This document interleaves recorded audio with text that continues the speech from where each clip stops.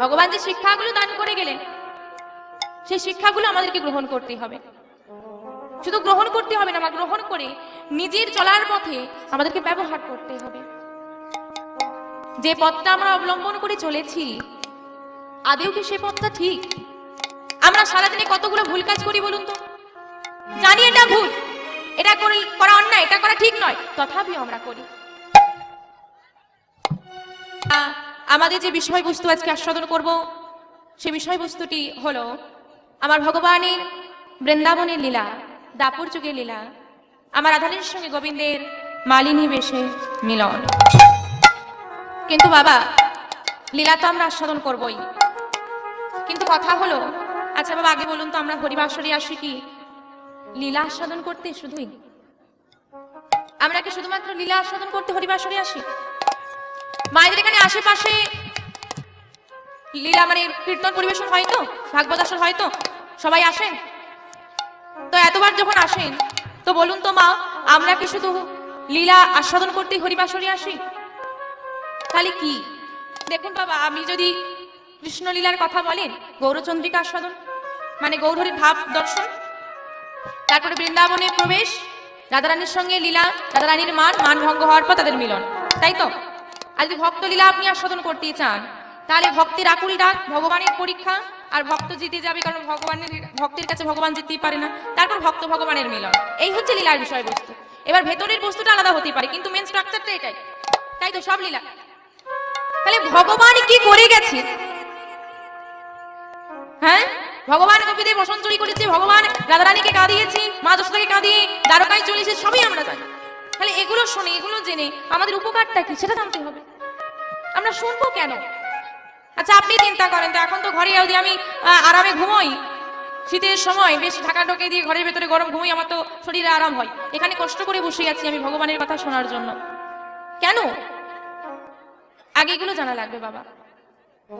ভগবানের লীলা তো শ্রবণ নিমিত্ত মাত্র, শুধু লীলা শোনা নয় মা, ভগবান লীলার মধ্য দিয়ে জীবকে কি শিক্ষা দিয়ে গেল সেটা জানতে হবে। ভগবান যে শিক্ষাগুলো দান করে গেলেন সেই শিক্ষাগুলো আমাদেরকে গ্রহণ করতে হবে। শুধু গ্রহণ করতে হবে না, গ্রহণ করে নিজের চলার পথে আমাদেরকে ব্যবহার করতে হবে। যে পথটা আমরা অবলম্বন করে চলেছি আদেও কি সে পথটা ঠিক? আমরা সারাদিনে কতগুলো ভুল কাজ করি বলুন তো, জানি এটা ভুল, এটা করা অন্যায়, এটা করা ঠিক নয়, তথাপিও আমরা করি।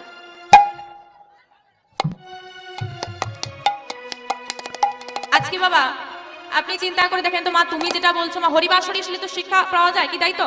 হরিবাসরে শিক্ষা পাওয়া যায়। তাহলে বলুন তো মা, আমরা হরিবাসরে এসেছি, এখানে শিক্ষা পাওয়া যায়, কিন্তু প্রকৃত আমরা যে আমাদের বাড়ির ছেলে মেয়েরা থাকে, ছোট ছোট বাচ্চারা শিক্ষা গ্রহণ করার জন্য কোথায় পাঠাই? হ্যাঁ, স্কুলে, তাই তো? তা বলছি মা, হরিবাসরে কি আর শিক্ষা দেওয়া হয় গো? শিক্ষা তো এখন স্কুলে দেওয়া হয়। আপনি একটু কথাটা মিলিয়ে দেখুন তো মা, আজকে শিক্ষা কি পুঁথিগত নয়? আজকে শিক্ষা কি পুঁথিগত বিদ্যা, মানে এবছর পড়ে ফেলেছি, লিখে দিয়েছি, পরীক্ষায় পাশ করে গেছি, একই পড়া আপনি ওই স্টুডেন্টটাকে 2 বছর আগের পড়াটা জিজ্ঞেস করুন, বলছি এবছরটা মনে রাখবো না আগের বছর। আমি একজন স্টুডেন্ট মা, আমি স্টুডেন্ট হয়ে কথা বলে যাচ্ছি। আজকে শিক্ষা পুঁথিগত বিদ্যা। আপনি লর্ড ক্যানিং, লর্ড বেন্টিংকে জিজ্ঞেস করবেন, এরা ইংরেজ। আজকে স্টুডেন্টরা বলতে পারবে, আমাদের ভারতবর্ষের মাটিতে জন্ম নিয়ে জিজ্ঞেস করবেন গৌরহরিকে, স্টুডেন্টরা বলতে পারবে না। কথাগুলো ভুল বলছি বাবা? বলছে ওই নামটা তখন ইতিহাসে পাওয়া যায় না। আজকের সমাজে দাঁড়িয়ে যেখানে আমার পিতামাতা আমাদেরকে বাড়িতে শেখায় কি গো মা, আমাদের প্রথম স্কুল কোনটা, প্রথম বিদ্যালয় কোনটা? হ্যাঁ, প্রাইমারি স্কুল। তাহলে নিজের বাড়ি, বা আর প্রথম শিক্ষককে পিতামাতা। তাহলে প্রথম শিক্ষক পিতামাতা, তো পিতামাতা কি শেখায়? বাবা বড়দেরকে পালিয়ে গেলে প্রণাম করবি, ভুল করলে বলবি বাবা আমার ভুল হয়ে গেছে আর করবো না। কি গো বাবা, এগুলো শেখান তো? সেখানে আজকে স্কুলে কি শেখানো হচ্ছে? পালিয়ে গেলে কি বলবি? সরি। ভুল করলে কি বলবি? সরি। ঠিক বলছি তো মা? তাহলে আজকে চিন্তা করে দেখেন তো আমাদের শিক্ষা ব্যবস্থাটা কতটা বৃহৎ। আজকে সমাজটা কোথায় গিয়ে দাঁড়াচ্ছে? আমরা ভারতবর্ষের মাটিতে জন্ম নিয়ে চিনেই উঠতে পারলাম না আমার গৌরহরিকে, যেখানে অস্ট্রেলিয়া আমেরিকার বহু মানুষ এসে আজকে নবদ্বীপের ইস্কন মন্দিরে পড়ে আছে সংসার ধর্ম ত্যাগ করে দিয়ে। তো আজকে আমরা সেই মধুর হরিবাসরে এসেছি বাবা, আজকে লীলা আস্বাদন তো করবোই, লীলার মধ্যে দিয়ে আমরা আস্বাদন করবো। আমাদের কি করণীয়, কি করা আমাদের উচিত? তোমার আজকে লীলার আমি বললাম, তো চলুন আমরা আগে নবদ্বীপ ধামে গিয়ে গৌরহরির ভাব দর্শন করি, যাব বৃন্দাবনে। আজকে নবদ্বীপ ধামে আমার গৌরচন্দ্র আমার ভক্তগণকে সঙ্গে নিয়ে হরি নামে মেতে রয়েছে। আর নাম গাইতে গাইতে গৌরহরির মাঝে এক ভাবের উদয় হলো। কেমন ভাব? পদকর্তা বলছেন, আরে আরে মা নবী বিরহ জরে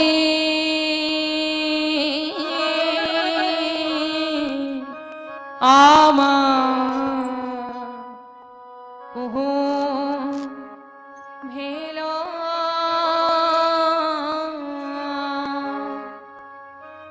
বহু ভেলো ভোর হে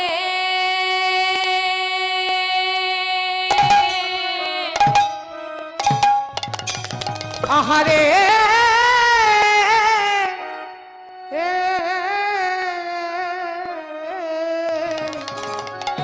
আমারে মা নবী বিরহ জরে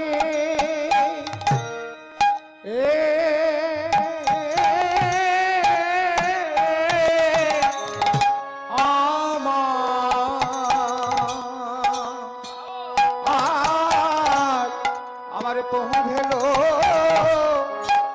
ভোরে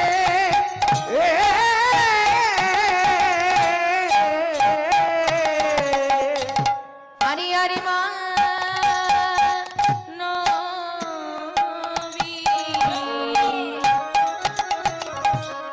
বিরহ জরে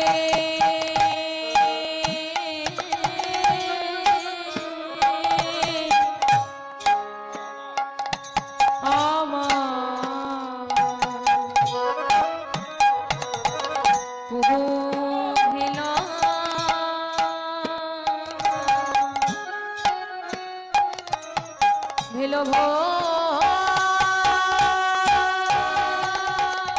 আহারে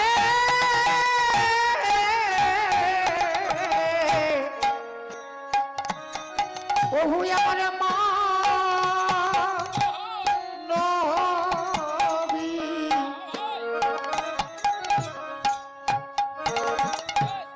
রহজরে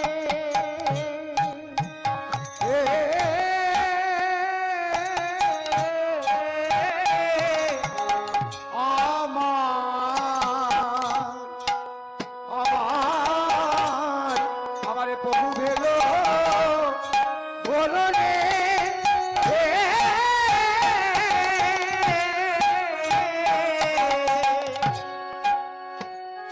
গোরার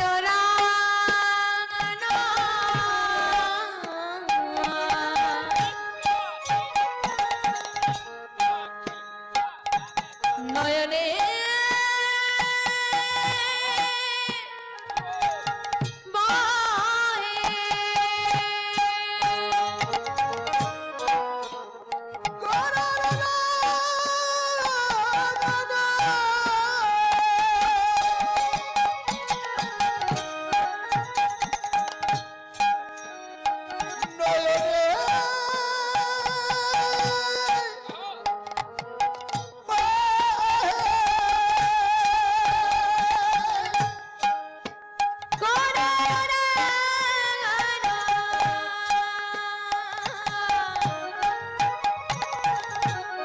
নয়নে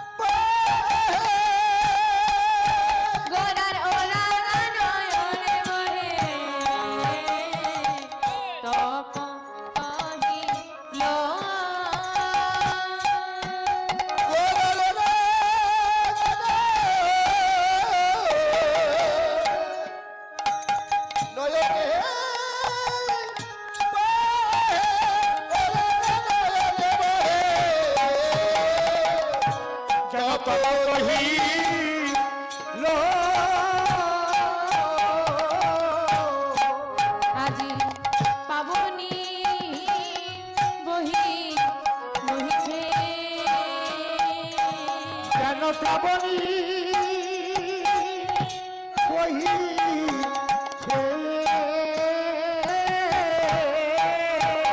যেন পানি বহিছে।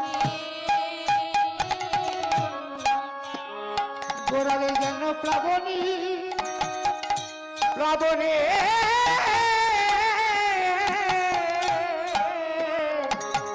যেন প্লাবনী